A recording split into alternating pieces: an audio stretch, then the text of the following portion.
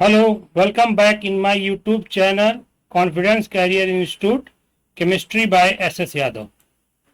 आज हम लोग डिस्कस करेंगे प्योरिफिकेशन ऑफ ऑर्गेनिक कंपाउंड्स के प्रीवियस ईयर नीट में पूछे गए क्वेश्चंस। तो इसमें देखो पहला दिया है आपका paper chromatography is an example of. तो भाई इसको पेपर क्रोमेटोग्राफी आपका किसका एग्जाम्पल है, इसके बारे में हम लोग बात करें। तो पेपर क्रोमेटोग्राफी जो होता है ये आपका देखो क्रोमेटोग्राफी कितने टाइप की होती है जरा देखें।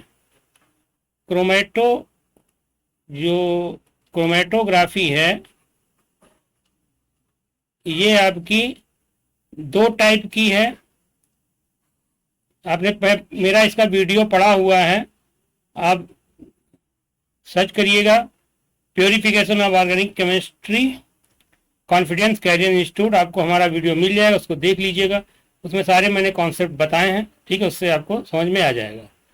तो वैसे तो मैं यहाँ रफली डिस्कस करूँगा। क्रोमेटोग्राफी आपकी दो तरीके की होती है, एक तो होती है एडजॉर्प्शन क्रोमेटोग्राफी और दूसरा आपका होती है पार्टीशन क्रोमेटोग्राफी। एडजॉर्प्शन क्रोमेटोग्राफी का प्रिंसिपल होता है डिफरेंशियल एडजॉर्प्शन, इसका प्रिंसिपल होता है differential partitioning of compound between mobile phase and stationary phase, ठीक है। इसका प्रिंसिपल होता है डिफरेंशियल एडजॉर्प्शन। अब ये एडजॉर्प्शन क्रोमेटोग्राफी दो टाइप की होती है, एक तो होती है हमारी कॉलम क्रोमेटोग्राफी और एक होती है दूसरी होती है हमारी थिन लेयर क्रोमेटोग्राफी, जिसको टीएलसी कहते हैं। और पार्टीशन क्रोमेटोग्राफी में एक ही एग्जाम्पल एनसीईआरटी में दे रखा है, जिसको कहते हैं हम लोग paper chromatography. Paper chromatography paper chromatography paper chromatography. तो यहां से आपको सब पेपर क्रोमेटोग्राफी और पेपर क्रोमेटो यानी पार्टीशन क्रोमेटोग्राफी का एग्जाम्पल क्या है आपका पेपर क्रोमेटोग्राफी। और याद रखना इसका प्रिंसिपल अगर पूछे तो याद रखिए पार्टीशन। आप चाहे पार्टीशन याद रखो या डिफरेंशियल पार्टीशन याद रखो। तो यहां से तुमको समझ में पी, आप इसके लिए पेपर क्रोमेटोग्राफी के लिए याद रखो ट्रिपल पी, ठीक है।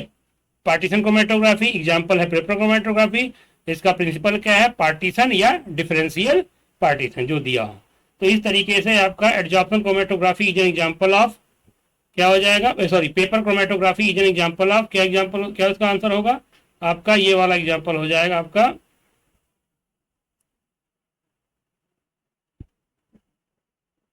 इसका एग्जांपल हो जाएगा आपका ये वाला कौन सा पार्टीशन क्रोमेटोग्राफी आपका इसका एग्जांपल हो जाएगा, ठीक है। थिन लेयर क्रोमेटोग्राफी और adsorption chromatography. Thin layer chromatography जो है ये आपका एडजॉर्प्शन क्रोमेटोग्राफी का एग्जांपल है। यानी एडजॉर्प्शन क्रोमेटोग्राफी के जो दो एग्जांपल दे रखे हैं ये आपके ये दोनों हैं, ठीक है। तो इसका करेक्ट पेपर क्रोमेटोग्राफी का एग्जांपल क्या है पार्टीशन क्रोमेटोग्राफी। आशा करता हूं आपको ये क्वेश्चन समझ में आया होगा। अगर नहीं समझ में आया या जो भी दिक्कत है तो उसको आप कमेंट में बताएं। अगर इसका वीडियो आप देखना चाहते हैं तो आपके नेट पे पड़ा हुआ है, आप सर्च करिएगा, ठीक है, purification of organic compound confidence career institute.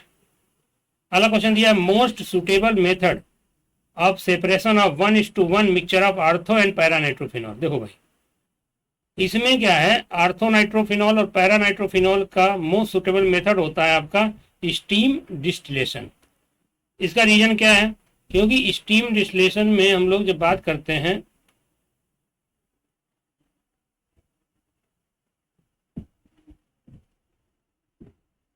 ठीक है, स्टीम डिस्टिलेशन की अगर बात करेंगे तो स्टीम डिस्टिलेशन में हम लोग बात करेंगे तो स्टीम डिस्टिलेशन इसका एग्जांपल स्टीम अब इसका होता क्यों है, क्योंकि जो आर्थोनाइट्रोफिनॉल होता है आपका ये इसको कहते हैं हम लोग आर्थो नाइट्रोफिनॉल, इसको कहते हैं आर्थोनाइट्रोफिनॉल, इसको आर्थोनाइट्रोफिनॉल कहते हैं। इसमें क्या होता है आपका इस हाइड्रोजन में पार्शियल पॉजिटिव चार्ज होगा, यहाँ पार्शियल निगेटिव चार्ज है, तो ये वाले हाइड्रोजन ऑक्सीजन के बीच में क्या हो जाती है हाइड्रोजन बॉन्डिंग, ठीक है, इंट्रामॉलिक्यूलर हाइड्रोजन बॉन्डिंग हो जाती है। तो इंट्रामॉलिक्यूलर और पैरानाइट्रोफिनॉल जो होता है पैरानाइट्रोफिनॉल जो है आपका पैरानाइट्रोफिनॉल आपका इस तरीके से होता है आपका यहाँ आपका OH इस तरह होता है और यहाँ पे आपका NO2। इसमें इंट्रामॉलिक्यूलर हाइड्रोजन बॉन्डिंग नहीं है, इसमें आपका इंटरमॉलिक्यूलर हाइड्रोजन बॉन्डिंग आपकी होती है। इस तरीके से आपको समझ में आ जाएगा। इधर आपका इस तरीके से इंटरमॉलिक्यूलर हाइड्रोजन बॉन्डिंग होती है ऑक्सीजन के। तो इंटरमॉलिक्यूलर हाइड्रोजन बॉन्डिंग किसमें होती है? आपकी पैरानाइट्रोफिनॉल का। तो जिसमें इंटर होगी hydrogen bonding, intermolecular hydrogen bonding होगी, उसका वेपर प्रेशर कम हो जाएगा, बॉइलिंग पॉइंट बढ़ जाएगा। तो पैरानाइट्रोफिनॉल का बॉइलिंग पॉइंट ज़्यादा है। ठीक है, पैरानाइट्रोफिनॉल का बॉइलिंग पॉइंट ज़्यादा है। ये क्वेश्चन पूछा जा सकता है। पैरानाइट्रोफिनॉल का बॉइलिंग पॉइंट ज़्यादा होता है, ऑर्थोनाइट्रोफिनॉल का बॉइलिंग पॉइंट कम होता है। वेपर प्रेशर ऑर्थोनाइट्रोफिनॉल का ज़्यादा होगा, ठीक है, और इसका पैरानाइट्रोफिनॉल का वेपर प्रेशर कम होगा। और इसमें इंट्रामॉलिक्यूलर हाइड्रोजन बॉन्डिंग होने की वजह से, ठीक है, ये स्टीम वोलेटाइल तो है, ठीक है, स्टीम वोलेटाइल है, मतलब भाप के साथ उड़ेगा, किसका बॉइलिंग पॉइंट कम है, और ये भाप के साथ नहीं उड़ेगा, इसका बॉइलिंग पॉइंट ज़्यादा है। दूसरी चीज़, ये ऑर्थोनाइट्रोफिनॉल जो होगा या ये वाटर में इनसॉल्युबल होगा। तो ऐसे कंपाउंड का हम लोग स्टीम डिस्टिलेशन करते हैं जो स्टीम वोलेटाइल हो, ठीक है, और दूसरा चीज़ पानी में सॉल्युबल ना हो। पूरा कॉन्सेप्ट पढ़ा हुआ वीडियो में देख सकते हैं आप। अगला है best method for the separation of naphthalene and benzoic acid. अब देखो इसमें नैप्थलीन है, नैप्थलीन और बेंजोइक एसिड जो आपको दे रखे हैं, ठीक है, नैप्थलीन और बेंजोइक एसिड जो आपके दे रखे हैं, ये आपके दोनों की बात करेंगे अगर, तो इसमें आपका नैप्थलीन और बेंजोइक एसिड जो है आपके, ये दोनों आपके सब्लिमेबल हैं।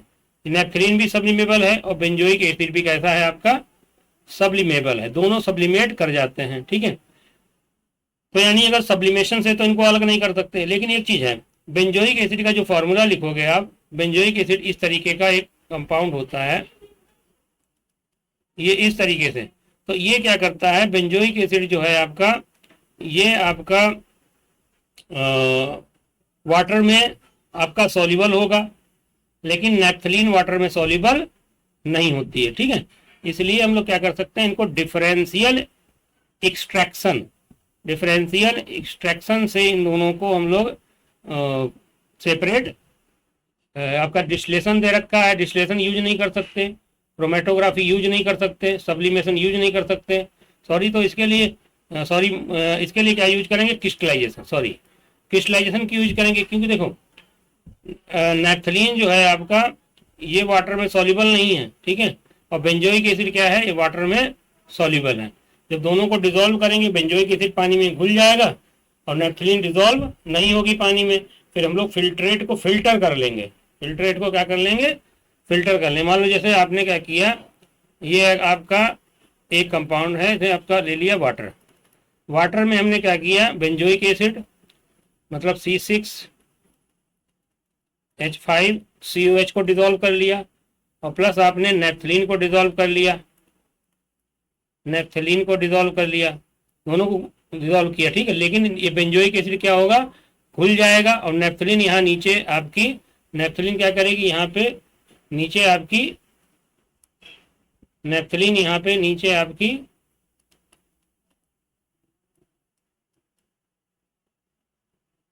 नैप्थलीन आपकी नीचे यहाँ पे बैठी रह जाएगी, ठीक है। नैप्थलीन यहाँ मान लो ये नीचे आपकी बैठी हुई है, और ये बेंजोइक एसिड डिसॉल्व हो जाए। इसको हम लोग क्या करेंगे, इसको फनल लेके हम लोग इस तरीके से, इसको फनल से हम लोग इसको क्या करेंगे, इसको क्या करेंगे, इसको डाल लेंगे, तो इसको यहाँ पे अलग कर लेंगे, जैसे बेंजोइक एसिड आ जाएगा। बाद में इसको हीट करेंगे, इसका सैचुरेटेड सॉल्यूशन बना लेंगे, और क्रिस्टलाइजेशन से बेंजोइक एसिड आपका अलग हो जाएगा, ठीक है। अगला क्वेश्चन है, in steam distillation of toluene the pressure of toluene in vapour is. तो टॉलुइन का स्टीम डिस्टिलेशन कर, अब स्टीम डिस्टिलेशन में क्या होता है, देखो भाई, स्टीम डिस्टिलेशन में ऐसे समझ लीजिए, एक यहाँ पे एक राउंड बॉटम फ्लास्क ले लेते हैं, ठीक है। इसमें हम लोग क्या करते हैं, यहाँ पे एक बर्नर लगा होता है, मान लो ये बर्नर है, यहाँ पे हम लोग स्टीम, इसमें क्या करते हैं, इसमें हम लोग वाटर को हीट करते हैं, ठीक है।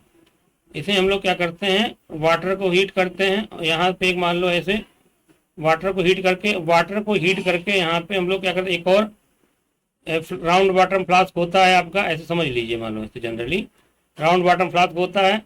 इसमें हमारा क्या होता है, ऑर्गेनिक कंपाउंड को जिसको हमको प्योरीफाई करना उसका सॉल्यूशन होता है। यहाँ भी एक बर्नर लगा होता है, मान लो यहाँ भी ऐसे रफली बता रहे हैं, यहाँ भी एक बर्नर लगा होता है। ड्राइंग भाई बहुत खराब है।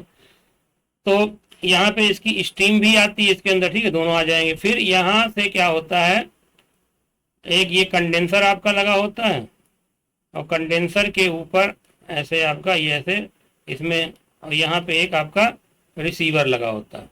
तो यहाँ से क्या होगा, वाटर की वेपर जाएगी यहाँ पे। तो वाटर की वेपर का प्रेशर मान लो P1 है, ठीक है।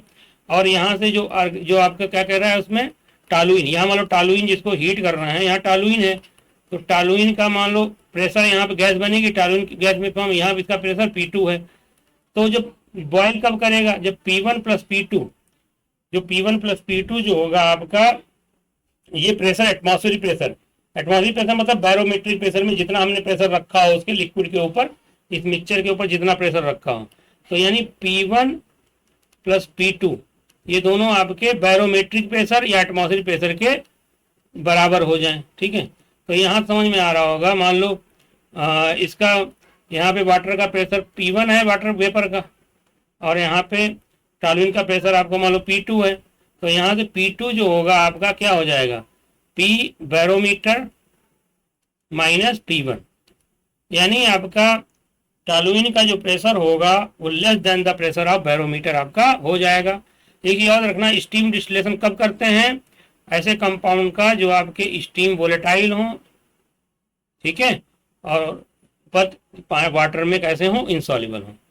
Which of the following technique is most suitable for purification of cyclohexane from a mixture containing benzoic acid, isoamyl alcohol, cyclohexane and cyclohexanone? तो इसके लिए याद रखना ये IR स्पेक्ट्रोस्कोपी, इसका हम लोग यूज करते हैं, ठीक है। आशा करता हूँ आपको प्रीवियस ईयर क्वेश्चन समझ में आया। अगर ये टॉपिक आपको समझ में नहीं आया तो इसका हमारा वीडियो यूट्यूब पे पड़ा हुआ है, confidence career institute purification of organic compound, आप सर्च करके देख सकते हैं, ठीक है। Thanks for watching.